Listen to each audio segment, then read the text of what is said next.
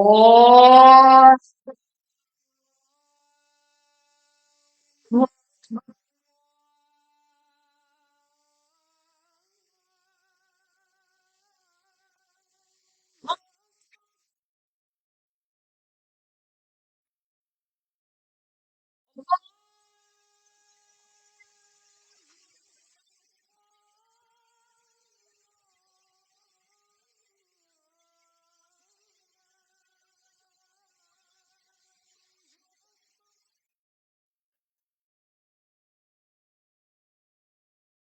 أشهد أن لا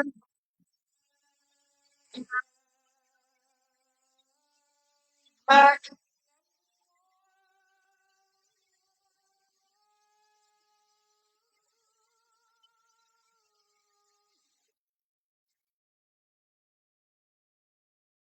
أشهد أن لا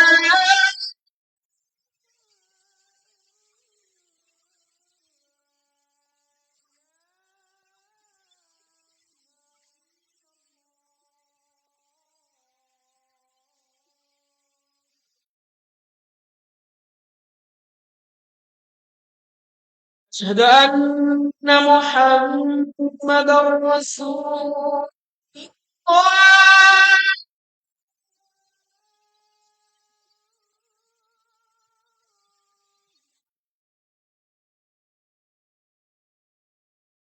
أشهد أن محمدا رسول الله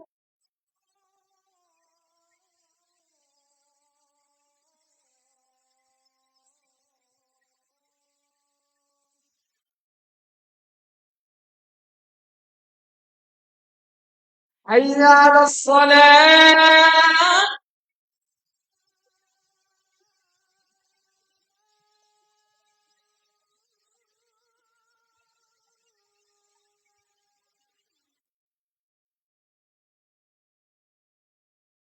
حي على الصلاة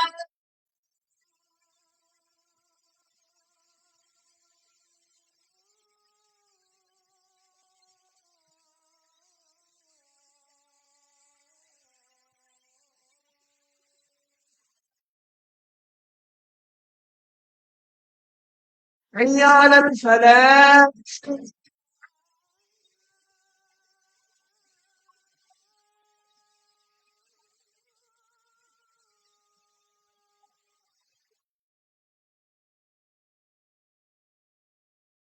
حي على الفلاح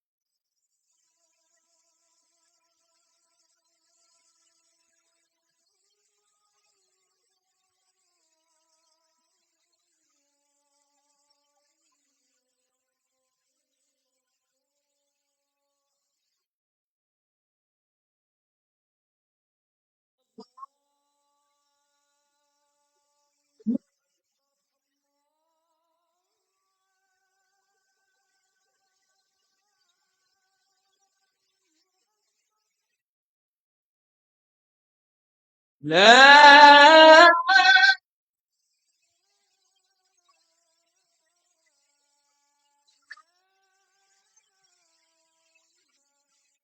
إلا الله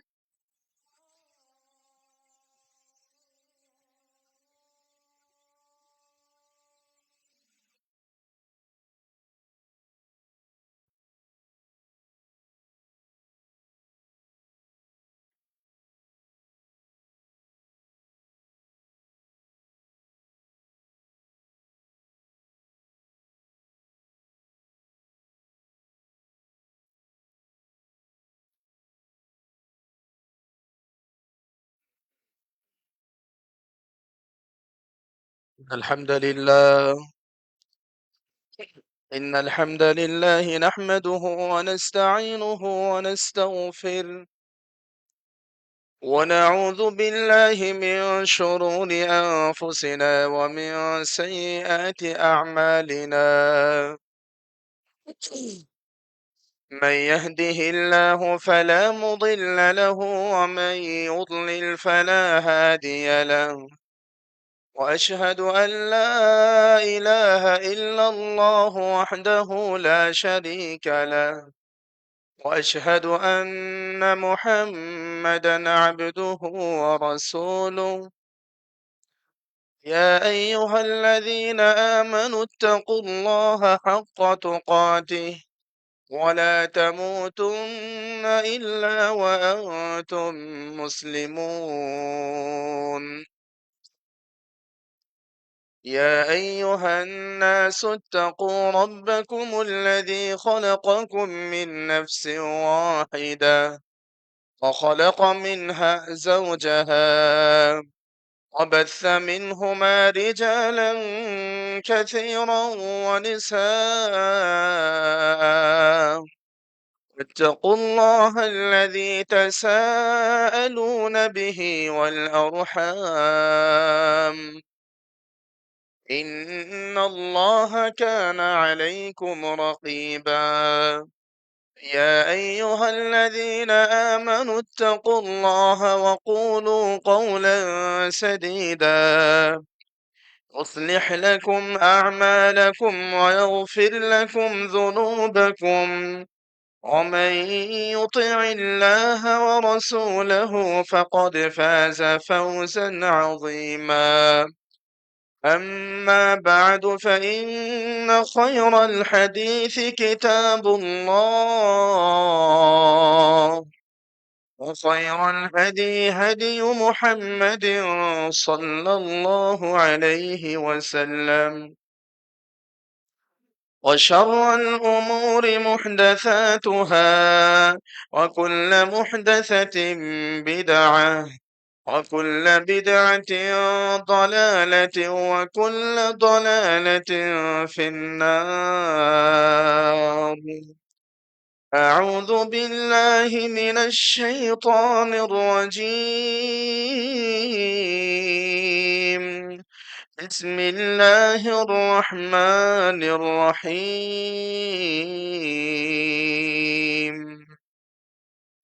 وما آتاكم الرسول فخذوه وما نهاكم عنه فانتهوا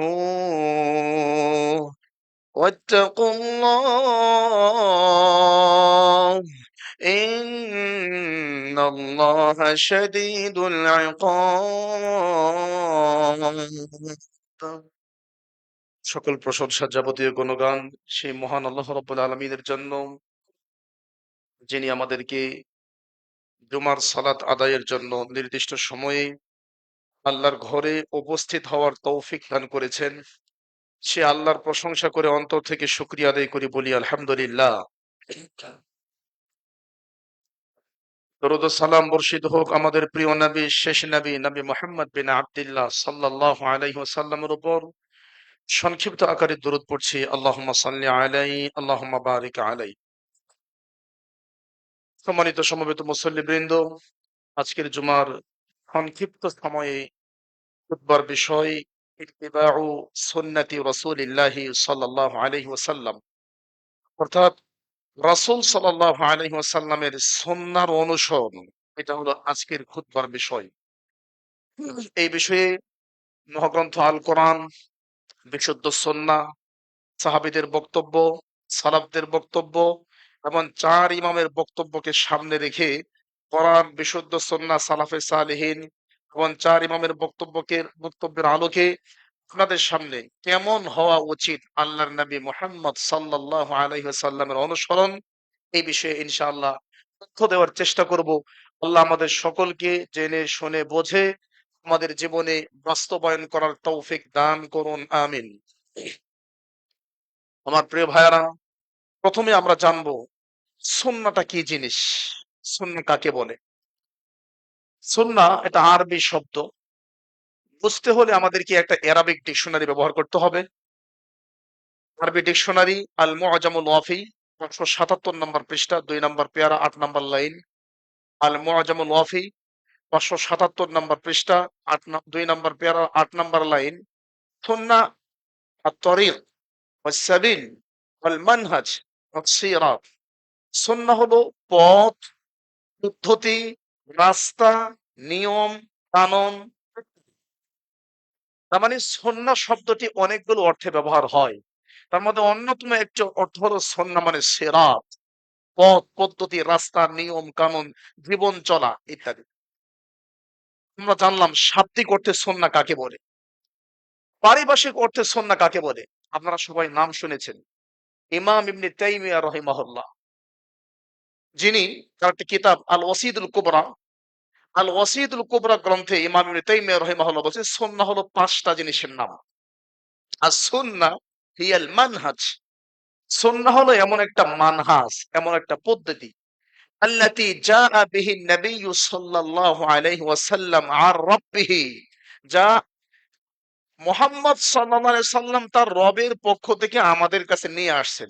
ইবাদাতান, ইবাদত হিসাবে, আকিদাতান, আকিদা হিসাবে, মানহাজান, জীবন চলার পদ্ধতি হিসাবে, আখলাকান, আখলাক হিসাবে, আদাবান, আদব বা শিষ্টাচার হিসাবে। তাহলে আমরা জানলাম মুআজামুল ওয়াফি ৫৭৭ নাম্বার পৃষ্ঠা ২ নাম্বার পেয়ারা ৮ নাম্বার লাইন, সুন্নাহ হলো পথ, পদ্ধতি, রাস্তা, নিয়ম, কানুন, যাকে আরবিতে তরিক, ওয়াস-সাবিল, ওয়াল মানহাজ, ওয়াস-সিরাত ইত্যাদি। ইবনে তাইমিয়া রাহিমাহুল্লাহ কি বলছে? সুন্নাহ ৫টা জিনিসের নাম। মুহাম্মদ সাল্লাল্লাহু আলাইহি সাল্লাম তার রবের পক্ষ থেকে যা নিয়ে আসছেন সেটাকে ইবাদত, আকীদা, মানহাজ, আখলাক, চরিত্র, আদাব, শিষ্টাচার সবকিছুই সুন্নাহর অন্তর্ভুক্ত। আমার প্রিয় ভাইয়েরা, অনেকে আকীদা শব্দ জানেই না, বুঝেই না, চিনেই না। আবার কেউ আছে ব্র্যান্ডের আলেম, যারা পৃথিবীর উন্নত শহরে জুমার খুতবা দেয়, সারা পৃথিবীর সব বাঙালি তাদেরকে চিনে। এরপরেও সিচুয়েশন চেঞ্জ হওয়ার কারণে তারা বলে আকীদা ফেক্ট, তাওহীদ ফেক্ট, এরকম কথা বলে। কিন্তু আসলেও সুন্নাহ মানেও যে আকীদা, সুন্নাহর মধ্যেও যে আকীদা ঢুকে আছে, এটা ইবনে তাইমিয়া রাহিমাহুল্লাহ আজ থেকে ১০০০ বছর আগে তার ওয়াসিদুল কুবরা গ্রন্থে ক্লিয়ার করেছেন। চলে আমরা জানলাম সুন্নাহ কাকে বলে। এবার ৩ নাম্বার পয়েন্ট। প্রথম সুন্নাহর শাব্দিক অর্থ জানলাম, সুন্নাহর পারিভাষিক অর্থ জানলাম, ৩ নাম্বার পয়েন্ট মুখস্থ করতে হবে। সুন্নাহ শব্দটি আল্লাহ তাআলা কোরআনে কি কি অর্থে ব্যবহার করেছে? সুন্নাহ শব্দটি কোরআনে আছে কিনা? যদি থাকে তাহলে আল্লাহ কোরআনে কি কি অর্থে সুন্নাহ ব্যবহার করেছেন? আমি আপনাদের সামনে ৬ থেকে ৭ টা দলিল দিব। কোরআনের ৬ থেকে ৭ টা দলিল দিব যে সুন্নাহ শব্দটি বিভিন্ন অর্থে ব্যবহার হয়। দেখেন তো, কোরআনুল কারীম পারা নাম্বার ৪ পৃষ্ঠা নাম্বার ৬ লাইন নাম্বার ৯, ৩ নাম্বার সূরা আলে ইমরান ১৩৭ নাম্বার আয়াত। এখানে সুন্নাহ মানে সুন্নত না, এখানে সুন্নাত মানে জাতি, উম্মত। তার মানে সুন্নাহর আরো অর্থ আছে। আমি পরে তেলাওয়াত করে শোনাচ্ছি আপনাকে। ২ নাম্বার, সুন্নাহ শব্দটি আল্লাহ ব্যবহার করেছেন কোরআনুল কারীম পারা নাম্বার ১৫ পৃষ্ঠা নাম্বার ৮ লাইন নাম্বার ১১ সূরা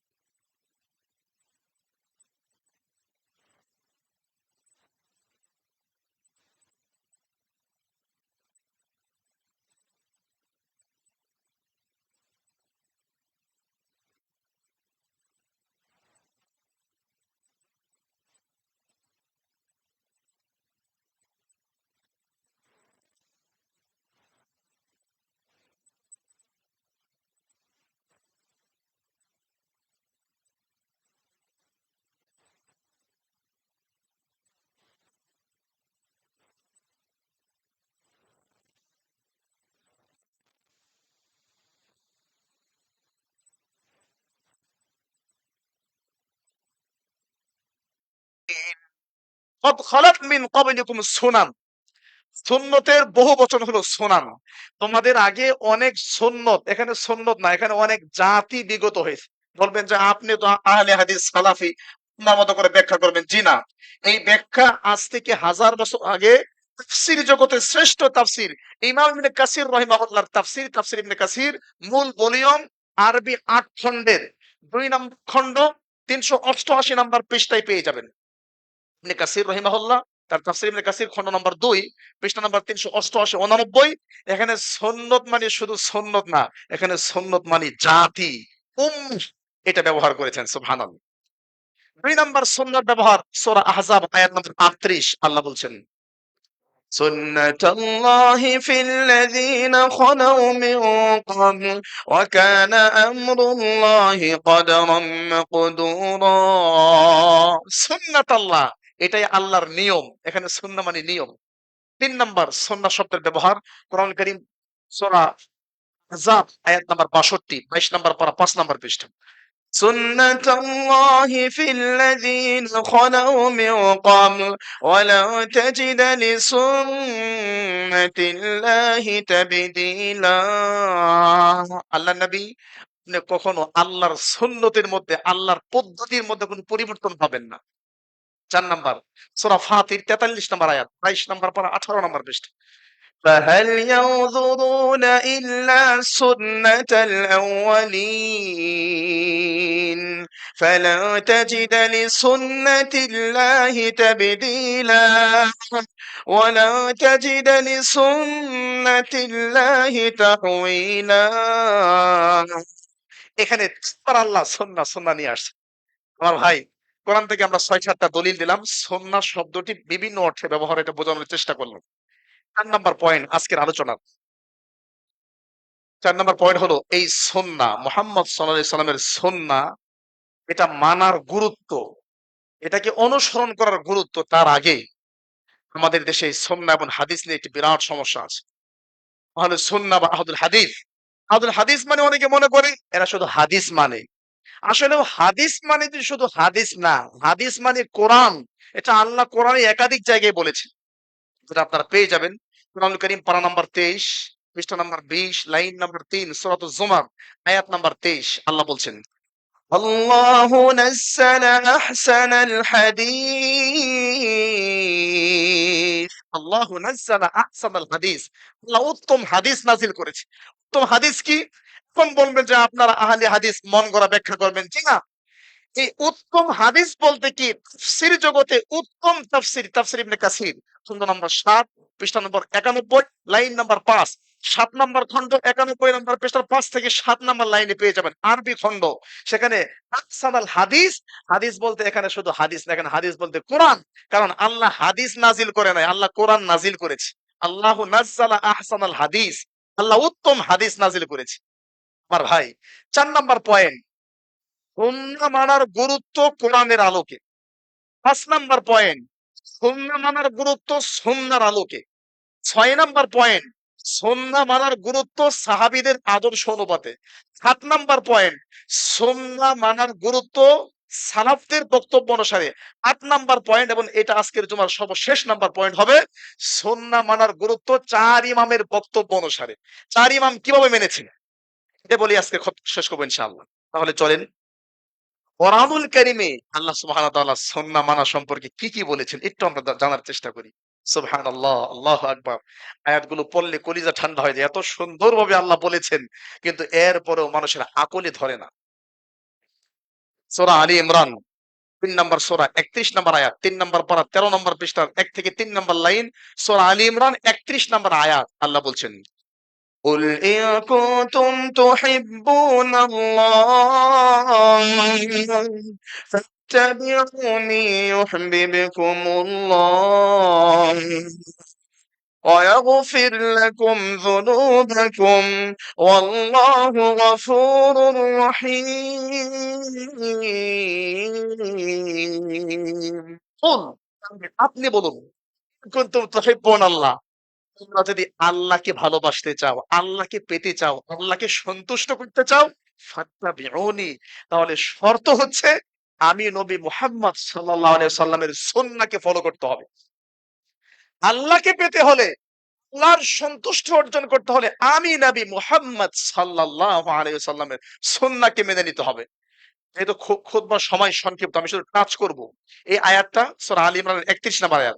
খুলেন তাফসীর ইবনে কাসির মূল ভলিউম, আরবি ৮ খন্ড, খন্ড নাম্বার ২, পৃষ্ঠা number ৩৫, line number ২২, ২ number ৩৫ number পৃষ্ঠার ২২ নাম্বার লাইন। বলবেন লাইন কেন বলতেছেন? এই আরবি প্রিন্টগুলো অনেকগুলো লাইন হয়, লাইনের কোনো মিল নেই। এখন যদি কোনো অশিক্ষিত মানুষ সেও চায় তদন্ত করার জন্য, যাতে করে সে আরবি পড়তে পারে না, কিন্তু লাইন নাম্বার গুনতে গুনতে ওই জায়গাতে আসে যে কোনো আলেমরা দেখায় যে এইটা ঠিক আছে, এটা পড়ে শোনান তো আমারে, যেন আমি সহজ করে দিলাম। আপনি একদম অশিক্ষিত মানুষ, আপনি আরবি পারেন না। লাইন নাম্বার কেন বললাম? ২ নাম্বার খন্ড ৩৫ নাম্বার পৃষ্ঠা ২২ নাম্বার লাইন। লাইন নাম্বার কেন বললাম? লাইন তো সবাই গুনতে পারেন ১ থেকে ২২। গুনতে, গুনতে ২২ নাম্বার লাইনটা হুজুরের দেখাবেন। এটা একটু পড়ে আমাকে শোনান। তাহলে আপনি পেয়ে যাবেন। আমার প্রিয় ভাই, এখানেও রাসূলুল্লাহ সাল্লাল্লাহু আলাইহি সাল্লামের সুন্নাহকে ক্লিয়ার করা হয়েছে। শুধু কি তাই? আল্লাহু আকবার! কোরআনুল কারীম সূরা ৪ নাম্বার সূরা নিসা ৫৯ নাম্বার আয়াত। আল্লাহ তাআলা এখানেও মুহাম্মদ সাল্লাল্লাহু আলাইহি সাল্লামের সুন্নাহকে কিভাবে মূল্যায়ন করতে হবে সেটা তুলে ধরেছেন। يا أيها الذين آمنوا أطيعوا الله وأطيعوا الرسول وأولي الأمر منكم। ঈমানদাররা আল্লাহকে মেনে নাও, রাসূলকে মেনে নাও এবং তোমাদের মধ্যে যারা উলুল আমর, যাদের কোরআন এবং সুন্নাহর পাণ্ডিত্য আছে, আল্লাহর ভয় আছে, তাদেরকে মানো। তবে শোনো, ফাইন তানাজাতুম ফি শাই, যদি তোমরা কোনো বিষয়ে দ্বন্দ্ব করো, ইখতিলাফ করো, সমাধানে পৌঁছতে না পারো, সমাধান একটাই, ফারুদ্দুহু ইলাল্লাহি ওয়ার রাসূল, আল্লাহ এবং তার রাসূলের দিকে, নবীর সুন্নাহর দিকে তোমাদেরকে ফিরে যেতে হবে। এই কথাটা আল্লাহ আরেকটা আয়াত ২৫ নাম্বার পারা ২ নাম্বার পৃষ্ঠা ১৩ নম্বর লাইন সূরা শুরা শুরুর দিকে আল্লাহ বলেছেন, وما اختلفتم فيه من شيء فحكمه إلى الله। মাখতালাফতুম ফি শাই, তোমরা যেই বিষয়ে ইখতিলাফ করো, ফাহুকমুহু ইলাল্লাহ, তার বিধান আল্লাহর দিকে ফিরাইয়া দাও, সব সমাধান হয়ে যাবে। সুবহানাল্লাহ। আমার প্রিয় ভাইয়েরা, নবী মুহাম্মদ সাল্লাল্লাহু আলাইহি সাল্লামের সুন্নাহর গুরুত্ব সূরা নিসা ৪ নাম্বার সূরা ৫৯ নাম্বার আয়াত, ৪ নাম্বার সূরা ৮০ নাম্বার আয়াত, অনেক আয়াত আছে। আমি এখন তাফসীরের আলোকে কয়েকটা আয়াত শোনাই, আমি ৪ নাম্বার পরের পয়েন্টে চলে যাব। আল্লাহ সুবহানাহু ওয়া তাআলা সূরা নূর ১৮ নম্বর পারা ১৬ নম্বর পৃষ্ঠায় বলছেন, قل أطيعوا الله وأطيعوا الرسول। নবী মুহাম্মদ সাল্লাল্লাহু আলাইহি ওয়াসাল্লাম আপনি বলে দিন, তোমরা আল্লাহর কথা শোনো, নবী মুহাম্মদ সাল্লাল্লাহু আলাইহি সাল্লাম আমি নবীর সুন্নাহকে, আদর্শকে ফলো করো। কি হবে? তাফসীর ইবনে কাসির মূল ভলিউম আরবি ৮ খন্ডের ৬ নাম্বার খন্ড ৮৬ নাম্বার পৃষ্ঠা খোলেন। মুহাম্মদ সাল্লাল্লাহু আলাইহি সাল্লামের সুন্নাহ মানার মধ্যে আমাদের সফলতা। এর ভিতরেই আমাদের সফলতা, এর বাহিরে যা আছে সব ব্যর্থতা। এটারই আরেকটা আয়াত, এটা আপনারা পেয়ে যাবেন কোরআনুল কারীম সূরা নূর ১৮ নম্বর পারা ১৮ নম্বর পৃষ্ঠা, সূরা নূরের শেষের আয়াত। আল্লাহর নবীর সুন্নাহকে ফলো না করলে, বাদ দিলে কি হবে? আল্লাহ বলেছেন, فليحذر الذين يخالفون عن أمره أن تصيبهم فتنة أو يصيبهم عذاب أليم। ফালইয়াহযার, আল্লাহ নবী সতর্ক করে দেন তাদেরকে, সাবধান করে দেন। আল্লাযীনা ইউখালিফুনা আন আমরিহি, যারা আল্লাহ এবং তার রাসূলের বিরুদ্ধে যায়, আল্লাহ এবং তার রাসূলের আদর্শকে ফলো করে না, মেনে নেয় না, কি সতর্ক করবেন? আন তুসিবাহুম ফিতনা, তাদের উপর ফিতনা আসবে, বিপর্যয় আসবে, মারামারি, হানাহানি, কাটাকাটি, খুনাখুনি, রাহাজানি, দলাদলি, ফিরকাবন্দি, সবাই সবাইকে জান্নাতি মনে করবে, সবাই সবাইকে জীবন্ত আল্লাহর ওলি মনে করবে, কিন্তু সব শয়তানের ওলি। কারণ কোরআন এবং সুন্নাহর বাহিরে গিয়ে নিজেকে ওলি বানানো যায় না। কোরআন সুন্নাহর ভিতরে থেকে আশেকে রাসূল হওয়া যায়। কোরআন সুন্নাহকে অ্যাভয়েড করে কখনো আশেকে রাসূল হওয়া যায় না, বরং আশেকে শয়তান হতে হয়। সুতরাং ভালো করে খেয়াল করতে হবে আল্লাহর এই কথাগুলো। নবী মুহাম্মদ সাল্লাল্লাহু আলাইহি সাল্লামের সুন্নাহকে যদি ফলো না করেন, ৯ বছর বয়সে আপনি বালেগ হয়েছেন, প্রাপ্ত বয়স্ক হয়েছেন। ৯০ বছর বয়সে আপনি মারা গেছেন। ৯ থেকে ৯০ বছর এই যে টানা মনে করেন ৭০ বার হজ করেছেন, লাখ লাখ বার ওমরা করেছেন। মসজিদে মুসআব বিন উমাইর রাদিয়াল্লাহু আনহুর এই মসজিদের সম্পূর্ণ জায়গা দান করে দিয়েছেন। কোটি কোটি টাকা, crore crore billion million dollar দান করেছেন। কিন্তু আপনার কোন আমল মুহাম্মদ সাল্লাল্লাহু আলাইহি ওয়াসাল্লামের পদ্ধতিতে হয় নাই। মনে রাখতে হবে, এই সকল হজ, উমরা, সাদাকা, দান সবকিছু আল্লাহ তাআলা ধুলিমলিন করে দিবেন, ধুলায় উড়িয়ে দিবেন। আল্লাহু আকবার। যেটা আল্লাহ বলেছেন কোরআনুল কারীম পারা নাম্বার ১৯ পৃষ্ঠা নাম্বার ১ লাইন নাম্বার ৫ থেকে ৬ সূরা ফুরকানে আল্লাহ বলেছেন, وقدمنا إلى ما عملوا من عمل فجعلناه هباء منثورا। قدمنا إلى ما عملوا মিন আমাল, তাদের কিছু আমল তারা পেশ করবে, কিন্তু ফাজআলনাহু হাবান মানসুরা, আমি সেই আমলগুলো মুহাম্মদ সাল্লাল্লাহু আলাইহি সাল্লামের সুন্নাহ অনুপাতে না হওয়ার কারণে ক্ষিপ্ত ধূলিকণায় পরিণত করে দিব। আল্লাহু আকবার। এই আয়াতের ব্যাখ্যা তাফসীর ইবনে কাসির মূল ভলিউম ৬ নম্বর খন্ড ১০১ নম্বর পৃষ্ঠা খুলেন। তাফসীর ইবনে কাসির মূল ভলিউম ৮ খন্ডের ৬ নম্বর খন্ড ১১৪ নম্বর পৃষ্ঠা খুলেন। স্পষ্ট হয়ে যাবে এখানে আল্লাহ সুবহানাহু ওয়া তাআলা কিভাবে আমাদেরকে সতর্ক করেছেন। আমার প্রিয় ভাইয়েরা, আমি আর কোরআনের আয়াত বলছি না। এখন সুন্নাহ মানার গুরুত্ব হাদিসের আলোকে, সুন্নাহর আলোকে এই পয়েন্টে যাচ্ছি। মুহাম্মদ সাল্লাল্লাহু আলাইহি ওয়াসাল্লামকে কিভাবে মানতে হবে তার একটা নিদর্শন আপনাকে বলি। সূরা নিসা ৬৫ নম্বর আয়াত। রাসূল সাল্লাল্লাহু আলাইহি সাল্লামের কাছে বিচার নিয়ে আসা হলো। আপনারা জানেন হয়তো। এই হাদিসটা সহিহ বুখারীতেও এসেছে। মুহাম্মদ সাল্লাল্লাহু আলাইহি সাল্লামের কাছে বিচার নিয়ে আসা হলো। খেতে পানি দেওয়া নিয়ে, জমিনে পানি দেওয়া নিয়ে। আর রাসূল সাল্লাল্লাহু আলাইহি সাল্লাম বলছেন, লা ইয়াকদিয়ান্না হাকামুন বাইনাসনাইনি ওয়া হুয়া গাদবান। রাগান্বিত অবস্থায় দুই ব্যক্তির মাঝে বিচার করবা না। আর রাসূল সাল্লাল্লাহু আলাইহি সাল্লাম বলছেন, মান জুইলা কাজিয়ান বাইনান নাস, যাকে দুই ব্যক্তির মধ্যে কাজী বানানো হয়েছে, ফাকাত যুবিহা, তাকে জবাই করে দেওয়া হয়েছে, বিগাইরি সিক্কিন, সিক্কিন মানে চাকু, যারে দুই ব্যক্তির মধ্যে বিচারক বানানো হয়েছে তাকে চাকু ছাড়া জবাই করে দেওয়া হয়েছে। কেন? মানে এটা মারাত্মক কঠিন পথ মুহাম্মদ সাল্লাল্লাহু আলাইহি ওয়াসাল্লাম জানতেন। এজন্য সহিহ বুখারী ৬৬০ এবং ৬২ নম্বর হাদিস ইমামুন আদিলুনের কথা বলা হয়েছে। মুহাম্মদ সাল্লাল্লাহু আলাইহি ওয়াসাল্লাম জেনে শুনে সিদ্ধান্ত দিলেন, জুবাইর, জি, ইসকি ইবনে জুবাইর, তুমি তোমার ক্ষেতে আগে পানি দাও। তখন ভদ্রলোক বলছে, আল্লাহ নবী, আন কান ইবনু আম্মাতিক, আপনার ফুফাতো ভাই, এই জন্য তার ক্ষেতে আগে পানি দিতে বলছেন।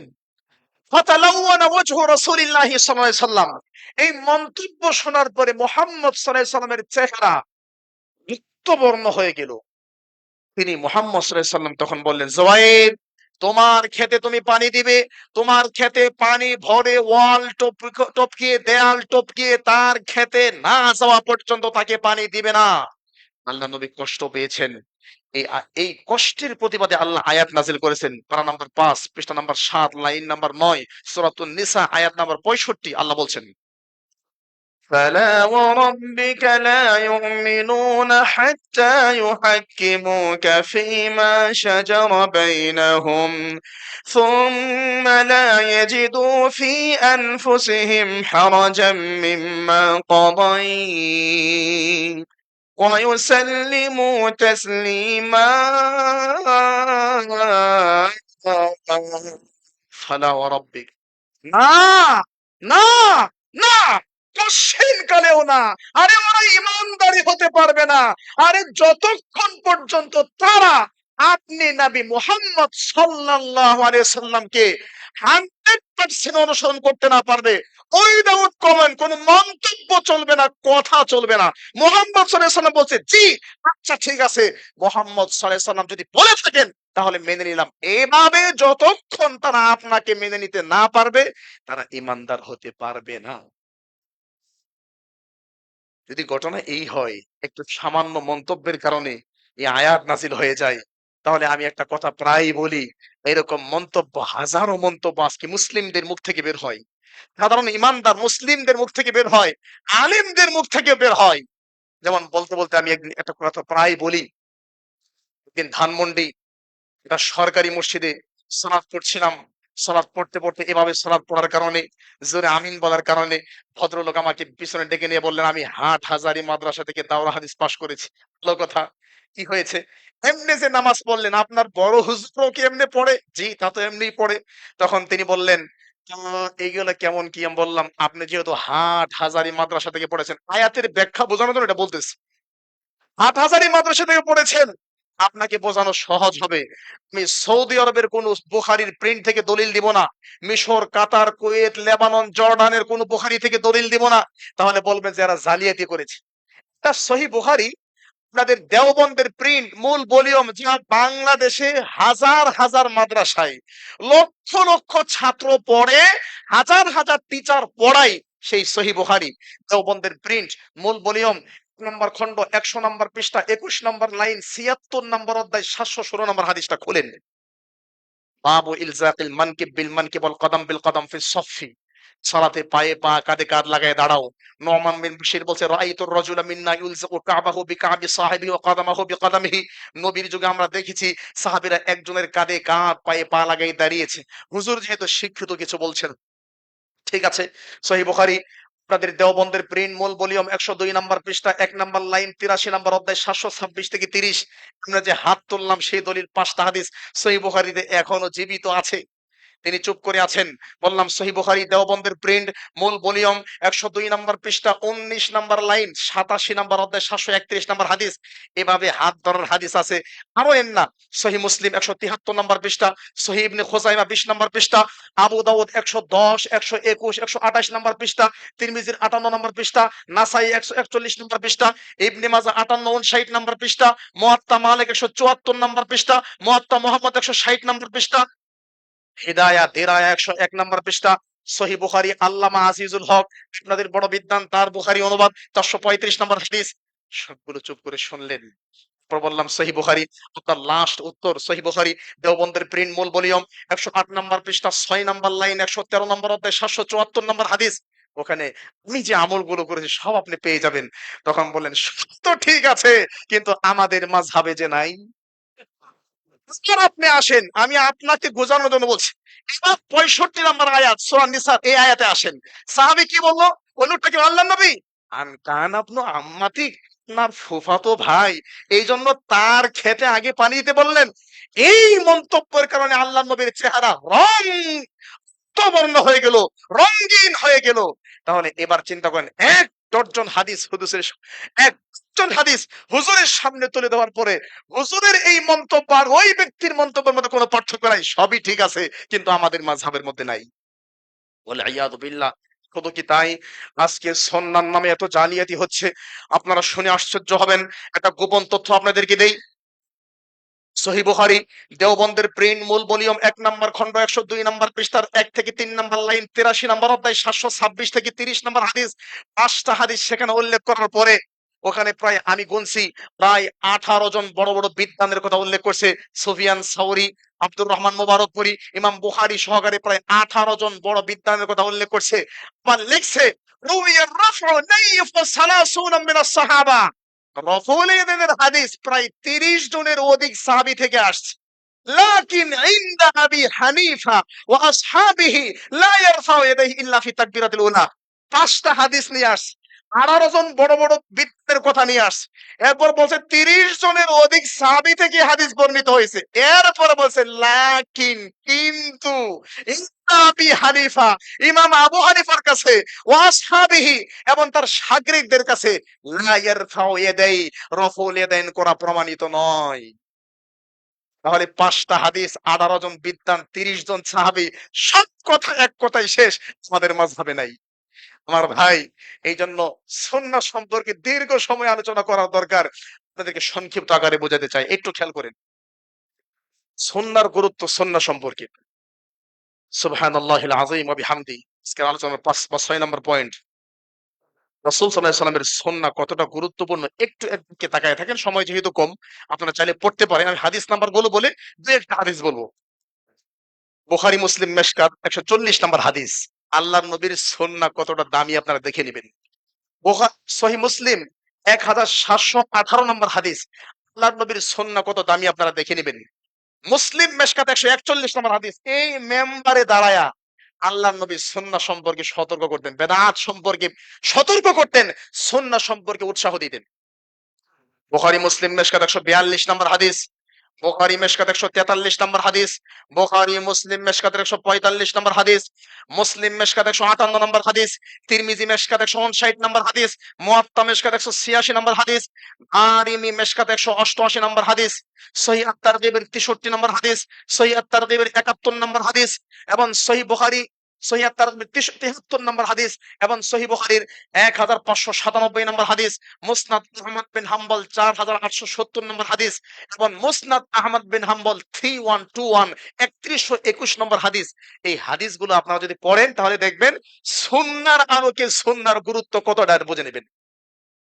আগে কি বললাম? এক, সুন্নাহ কাকে বলে? শাব্দিক। দুই, কাকে বলে? পারিভাষিক। ৩, সুন্নাহ শব্দটা কোরআনের কোথায় কোথায় ব্যবহার হয়েছে? প্রায় ৭টা দলিল দিয়েছে। ৪, সুন্নাহর গুরুত্ব আল্লাহ যে হাদিস দিয়ে কোরআনকে বুঝিয়েছে এটা। ৫, সুন্নাহর গুরুত্ব কোরআনের আলোকে। ৬, সুন্নাহর গুরুত্ব সুন্নাহর আলোকে। ৬টা পয়েন্ট শেষ করলাম সংক্ষিপ্ত আকারে। এর চেয়ে চমৎকার একটা পয়েন্ট আপনাদের সামনে বলবো এখন। সুন্নাহর গুরুত্ব আল্লাহর নবীর সাহাবীদের বক্তব্যের আলোকে। নবীর সাহাবীরা সুন্নাহটাকে কিভাবে মূল্যায়ন করেছে এটা আমরা দেখব এখন। সুবহানাল্লাহ, আল্লাহু আকবার। আমার প্রিয় ভাইয়েরা, প্রসিদ্ধ দুই একটা হাদিস বলেন, বিদায় নিব ইনশাআল্লাহ। ওয়াদিহ ফি উসুলিল ফিকহ, খণ্ড নম্বর ১, পৃষ্ঠা নম্বর ১২, লাইন নাম্বার ১২। ওয়াদিহ ফি উসুলিল ফিকহ, যেটা বাংলাদেশ কওমি মাদ্রাসা, সালাফি কওমি মাদ্রাসায় ইন্টার লেভেলে পড়ানো হয়। নাম্বার খণ্ড, ১২ নম্বর পৃষ্ঠা, ১২ নম্বর লাইন। এখন এটাই হাদিস আকারে আসছে মুসনাদ আহমদ বিন হাম্বল 3121, ৩২১ নম্বর হাদিস। আব্দুল্লাহ বিন আব্বাস রাদিয়াল্লাহু তাআলা আনহু একদিন বললেন, এই হজ্জে তামাত্তু এবং হজ্জে কেরান এবং হজ্জে ইফরাদ, হজের ৩টা কোয়ালিটি আছে। মতে হজ্জে তামাত্তু করা যাবে কি যাবে না এই বিষয়ে কথা হয়। এক ব্যক্তি এসে বলল, আব্দুল্লাহ বিন আব্বাস, আবু বকর এবং ওমর বলেছে হজ্জে তামাত্তু না করার বিষয়ে, তা আপনি কি বলেন? তখন আব্দুল্লাহ বিন আব্বাস রাদিয়াল্লাহু আনহু রাগ করে বললেন, ইউশিকু আন তুনাজ্জিলা আলাইকুম হিজারাতুম মিনাস সামা, ওই দিন বেশি দূরে নয় যেদিন আকাশ থেকে তোমাদের উপর পাথরের বৃষ্টি পড়বে, আকাশ থেকে তোমাদের উপর পাথরের গজব আসবে। কেন? আকুলু লাকুম ক্বালা রাসূলুল্লাহি সাল্লাল্লাহু আলাইহি ওয়াসাল্লাম, আমি বলছি এই কথা মুহাম্মদ সাল্লাল্লাহু আলাইহি ওয়াসাল্লাম বলেছেন। ওয়াতাকুলুনা ক্বালা আবু বকর ওমর, আর তোমরা নবীর বক্তব্যকে বাদ দিয়ে আবু বকর ওমরের কথা বলছো। সুবহানাল্লাহ, আল্লাহু আকবার। নবীর বক্তব্যের সাথে সাংঘর্ষিক হলে কখনো কখনো আবু বকর এবং ওমরের বক্তব্যকে বাদ দিতে হয়। নবীর বক্তব্যকে টপকে আবু বকর ওমরের বক্তব্য চলে না। তাহলে নবীর বক্তব্যকে টপকিয়ে নবীর অসংখ্য হাদিসকে জীবন্ত প্রথিত করে, নবীর অসংখ্য হাদিসকে আপনি অপমান করে, মুহাম্মদ সাল্লাল্লাহু আলাইহি ওয়াসাল্লামের সুন্নাহকে অপমান করে আপনি কোন জান্নাতের পথে হাঁটছেন? বিবেককে প্রশ্ন করার জন্য অনুরোধ থাকলো আমার। আমার প্রিয় ভাইয়েরা, নবী মুহাম্মদ সাল্লাল্লাহু আলাইহি ওয়াসাল্লাম সুন্নাহ আল্লাহ নবীর সাহাবীরা কেমন সতর্ক ছিলেন, তাদের কথা কেন নিতে হবে একটু দেখেন। হয়তো অনেকে বলবে, কেন আপনারা সাহাবীর কথা নিবেন? সাহাবীর কথা কেন নিতে হবে? ৬টা দলিল এটা আমাদের মুখস্থ করা দরকার সালাফি প্রত্যেকটা ভাইকে। কোরআনুল কারীম ২ নম্বর সূরা সূরা আল বাকারা ১৩ নম্বর আয়াত, আল্লাহ বলছে সাহাবীদের বক্তব্য তোমরা গ্রহণ করো। ২ নম্বর সূরা সূরা আল বাকারা ১৩৭ নম্বর আয়াত, সাহাবীর বক্তব্য, সাহাবীর আকীদা তোমরা গ্রহণ করো। ৩ নম্বর দলিল ৫ নম্বর পারা ১৬ নম্বর পৃষ্ঠা, ৪ নম্বর সূরা সূরা নিসা ১১৫ নম্বর আয়াত, তোমরা সাহাবীদের বক্তব্যকে মূল্যায়ন করো। ৪ নম্বর দলিল ১১ নম্বর পারা ২ নম্বর পৃষ্ঠা সূরা তওবা ১০১ নম্বর আয়াত, সাহাবীর বক্তব্য তোমরা গ্রহণ করো। ৫ নম্বর দলিল ১৯ নম্বর পারা ২০ নম্বর পৃষ্ঠা ১৫ নম্বর লাইন সূরা নামল, সাহাবীর বক্তব্য তোমরা গ্রহণ করো। এবং ৬ নম্বর দলিল মানে সাহাবীদের কথা যে গ্রহণযোগ্য এই ব্যাপারে ৬ নম্বর দলিল ২৮ নম্বর পারা ৮ নম্বর পৃষ্ঠা ১ থেকে ৩ নম্বর লাইন সূরা হাসর, সাহাবীর বক্তব্য তোমরা গ্রহণ করো। সাহাবীর কথা, সাহাবীর সুন্নাহ গ্রহণ করা যায়, আমল করা যায়। নবী বলেছেন, এর পরেও যদি মাঝে মধ্যে কখনো কখনো সাহাবীর কথা, নবীর কথা শুনলে না টিকে, তাহলে আপনার হুজুরের কথা মুহাম্মদ সাল্লাল্লাহু আলাইহি ওয়াসাল্লামের উপর শুধু টিকা না, মুহাম্মদ সাল্লাল্লাহু আলাইহি ওয়াসাল্লামের কথাকে টপকিয়ে আর উপরে কেমনে চলে যায়? ছাড়া কথা বলবে না। আমার প্রিয় ভাইরা, একটু ভালো করে বোঝার চেষ্টা করেন। এবার একটু আসেন, সময় যেহেতু একটার মধ্যে শেষ করতে হবে। মুহাম্মদ সাল্লাল্লাহু আলাইহি ওয়াসাল্লামের সুন্নাহ মানার গুরুত্ব ৪ ইমামের বক্তব্য অনুসারে। ৪ ইমাম, কারণ ৪ ইমামকে তো আমরা আজকে এমন পর্যায়ে নিয়েছি মাঝে মধ্যে ৪ ইমাম নবীর চেয়ে বেশি দামি হয়ে যায় কারো কারো কাছে। কিন্তু ৪ ইমামের বক্তব্যগুলো কি একটু শুনেন, সময় খুবই কম। ইবনে আবিদিন হাসিয়া ১ নম্বর খণ্ড ৬৩ নম্বর পৃষ্ঠা, বাহারুর রায় ৬ নম্বর খণ্ড ২৯৩ নম্বর পৃষ্ঠা, হানাফি মাযহাবের বড় একটা কিতাব বাহারুর রায়, খণ্ড নম্বর ৬ পৃষ্ঠা নম্বর ২৯৩, আল ফুল্লান ফিল ইকাস ৫০ নম্বর পৃষ্ঠা, তাকলিদ ও হুকমুহু ফি যিল কিতাব ওয়াস সুন্নাহ ২০ নম্বর পৃষ্ঠা, তারিখে বাগদাদ, বাগদাদের ইতিহাস এখানে অনেকগুলো তথ্য আছে। তার 15 নম্বর খণ্ড 544 নম্বর পৃষ্ঠা, হুজ্জাতুল্লাহিল বালিগা, একটা মারাত্মক কঠিন কিতাব। এই কিতাবের প্রথম খণ্ড আপনার তথ্যগুলো পেয়ে যাবেন। এরপরে এটা এই 4টা 5টা হলো ইমাম আবু হানিফা রাহিমাহুল্লাহর বক্তব্য। 2 নম্বর আসেন, আল মাজমু লিন নওয়াবি, 1 নম্বর খণ্ড 63 নম্বর পৃষ্ঠা, ইমাম শাফি রাহিমাহুল্লাহ কিভাবে নবী মুহাম্মদ সাল্লাল্লাহু আলাইহি ওয়াসাল্লামের সুন্নাহকে মানতে বলেছেন। ইবনে আবি হাতিম 92 93 নম্বর পৃষ্ঠা, ইমাম শাফি কি বলেছেন। ইবনে আব্দুল বার ফিল জামে 2 নম্বর খণ্ড 32 নম্বর পৃষ্ঠা, ইমাম মালিক রাহিমাহুল্লাহ কি বলেছেন। আল মানাকিব 182 নম্বর পৃষ্ঠা, ইমাম আহমদ বিন হাম্বল কি বলেছেন। তার কয়েকটা বক্তব্য দিয়ে আমি আর 3 মিনিট আছে বক্তব্য শেষ করছি। আমার প্রিয় ভাইয়ারা, দেখেন ইমাম আবু হানিফা রাহিমাহুল্লাহ কি বলছেন। হারামুন আলাইহি, ওই ব্যক্তির জন্য হারাম, হারাম, হারাম। ওই ব্যক্তির জন্য হারাম আইয়ুফতিয়া বিকালামি, আমার কথা দিয়ে ফতোয়া চালিয়ে দেয়া, মা লাম ইয়ারিফ বিদালিলি, যে আমার দলিল জানে না। আমি ইমাম আবু হানিফা রাহিমাহুল্লাহ কোরআনের কোন আয়াত থেকে, নবীর কোন সুন্নাহ থেকে, নবীর কোন হাদিস থেকে দলিল নিয়েছি এটা যে জানে না, না জেনে আমার কথা দিয়ে ফতোয়া চালায় দেয়, দ্বীন ধর্ম চালায় দেয়, ওই ব্যক্তির জন্য ফতোয়াবাজি করা হারাম। এটা ইমাম আবু হানিফা রাহিমাহুল্লাহ বলছেন। ইমাম আবু হানিফা রাহিমাহুল্লাহ তার ছাত্র আবু ইউসুফকে বলছে, ওয়াইহাক ইয়া আবা ইয়াকুব, আবু ইউসুফ তুমি ধ্বংস হও। উস্তাদ কেন আমার ধ্বংসের জন্য বদদুয়া করলেন। লা তাকতুব কুল্লাম্মা তাসমাউ মিন্নি, তুমি দেখি আমার কাছ থেকে যা শোনো সবই লিখে রাখো। আর বেটা আমি কি নবী, আমার সব কথা লেখা কেন। ফাইন্নি কাদ আরার রাইয়ান ইয়াউমা, ইমাম আবু হানিফা সকালে এক সিদ্ধান্ত দেই, ও আরজি আনহু গাদা, বিকালে পরিবর্তন করি। আজকে এক সিদ্ধান্ত দিই, কালকে পরিবর্তন করি। আমার কথাকে তোমরা দলিল বানাচ্ছ কেন, তুমি ধ্বংস হয়ে যাও। বক্তব্য নেন কিভাবে নিবেন। ইমাম আহমদ বিন হাম্বল রাহিমাহুল্লাহ বলছেন, আল মানাকিব 182 নম্বর পৃষ্ঠা, আস-সুন্নাতু সাফিনাতু নূহ, সুন্নাত হচ্ছে নূহ আলাইহিস সালামের জাহাজ। জানেন তো সেই জাহাজের ইতিহাস। সারা পৃথিবী যখন প্লাবিত হয়ে যায়, সারা পৃথিবী যখন বন্যায় ভেসে যায়, মানুষ যখন মারা যায়, যারাই নূহ আলাইহিস সালামের ওই জাহাজে উঠেছিল তারাই বেঁচে ছিল। যেটা কোরআন কারীমের 12 নম্বর পারা 5 নম্বর পৃষ্ঠার 1 থেকে 9 নম্বর লাইন সূরা হুদে আল্লাহ বলেছেন। আর এখানে মানাকিব 182 নম্বর পৃষ্ঠা, ইমাম আহমদ বিন হাম্বল বলছেন, আস-সুন্নাতু সাফিনাতু নূহ, সুন্নাত হচ্ছে নূহ আলাইহিস সালামের জাহাজ। ফামান রাকিবাহা নাজা, যারা নূহ আলাইহিস সালামের জাহাজে উঠেছিল তারা নাজাত পেয়েছিল। কিয়ামত পর্যন্ত যারাই নবীর সুন্নাহকে ধারণ করবে তারা নাজাত প্রাপ্ত হবে। সুন্নাত হচ্ছে নাজাতের মাধ্যম। অতএব পৃথিবীতে কেউ যদি নিজেকে নাজাত প্রাপ্ত, মুক্তিপ্রাপ্ত, জান্নাতি দল মনে করতে চায়, সুন্নাহকে বাদ দিয়ে নয়, সুন্নাতের মধ্যে থেকেই মনে করতে। আমার প্রিয় ভাই, বক্তব্য লম্বা করতে চাই না। আজকে রাত্রেই শুরু হতে যাচ্ছে, প্রস্তুত হতে যাচ্ছে সারা বাংলাদেশে শবে বরাতের নামে কি হবে না হবে এই বিষয়ে আমরা গত বছর বক্তব্য দিয়েছি, এজন্য আজকে সেটা নিয়ে আসি নাই। আজকের এই রাত্রিতে অনেক অন্যায় হবে। আজকের এই রাত্রিকে বিশ্বাস করা হয় এই রাত্রিতে কোরআন নাজিল হয়।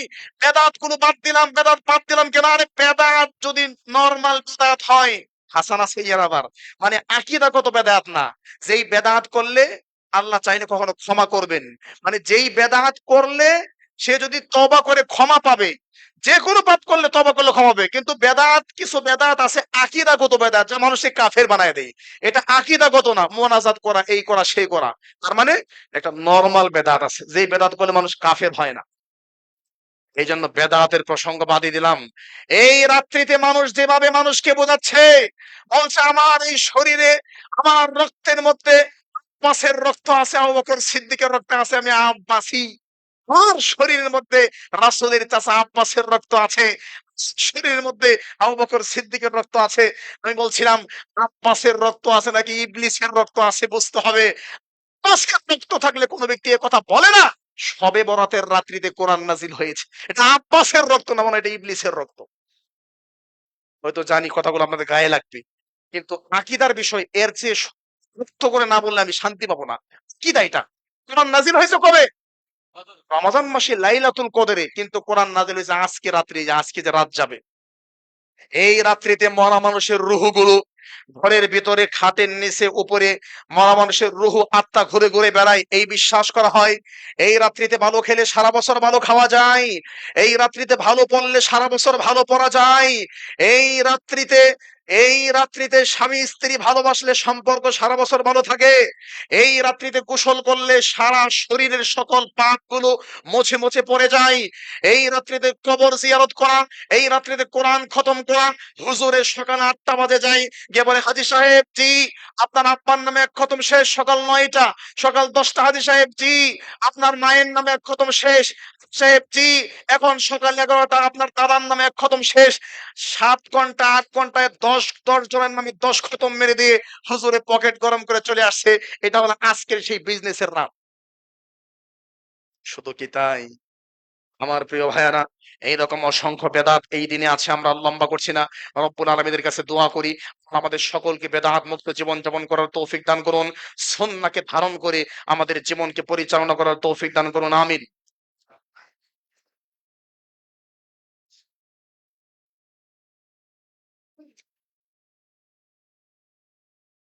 আলহামদুলিল্লাহ ওয়াসসালাতু ওয়াসসালামু আলা রাসূলিল্লাহ ওয়া আলা আলিহি ওয়া সাহবিহি ওয়া মান ওয়ালা ওয়া বা'দ।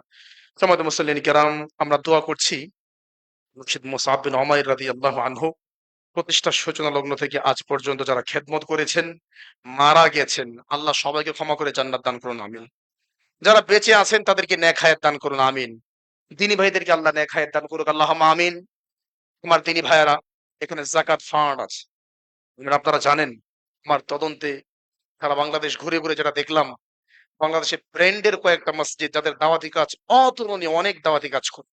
এর মধ্যে আমাদের এই মসজিদ মুসআব বিন উমাইর, কোয়া মসজিদ, এরকম কয়েকটা মসজিদ হাতে গোনা আছে। অতএব আপনারা দেখতেই পাচ্ছেন মুসআব বিন উমাইর তারা কিভাবে দাওয়াতি কাজ করে যাচ্ছে। আপনারা আপনাদের দানের হাত, বিশেষ করে যাকাতের একটা ফান্ড আছে। এই যাকাত ফান্ডে আপনারা বেশি করে যাকাত দেবেন এবং এই শুক্রবারের দিন আপনারা আপনাদের দানের হাত, সহযোগিতার হাতকে বাড়িয়ে দিবেন। আল্লাহ সেটা কবুল করুক। আল্লাহুম্মা আমিন। আল্লাহ সুবহানাহু ওয়া তাআলা আমাদের কলিজার টুকরা সন্তানদেরকে কবুল করুন। আমিন। আমাদের দেশকে আল্লাহ সাহায্য করুন। আল্লাহুম্মা আমিন। দেশ নিয়ে যারা ষড়যন্ত্রে লিপ্ত আছে আল্লাহ তাদেরকে হেদায়েত দান করুন। আল্লাহুম্মা আমিন। যারা অসুস্থ আছেন সবাইকে আল্লাহ সুস্থ করুন। আল্লাহুম্মা আমিন। আল্লাহ তাআলা আমাদের সকলকে মৃত্যু পর্যন্ত তাওহীদের উপর, দ্বীনের উপর রাখুন। আল্লাহুম্মা আমিন। এবং তাওহীদ নিয়ে, নবীর সুন্নাহ নিয়ে আল্লাহ আমাদের সবাইকে কবরের যাত্রী বানাই দিন। আল্লাহুম্মা আমিন। ربنا آتنا في الدنيا حسنة وفي الآخرة حسنة وقنا عذاب النار. ربنا لا تؤاخذنا إن نسينا أو أخطأنا. ربنا ولا تحمل علينا إصرا كما حملته على الذين من قبلنا. ربنا ولا تحملنا ما لا طاقة لنا به. واعف عنا واغفر لنا وارحمنا. أنت مولانا فانصرنا على القوم الكافرين.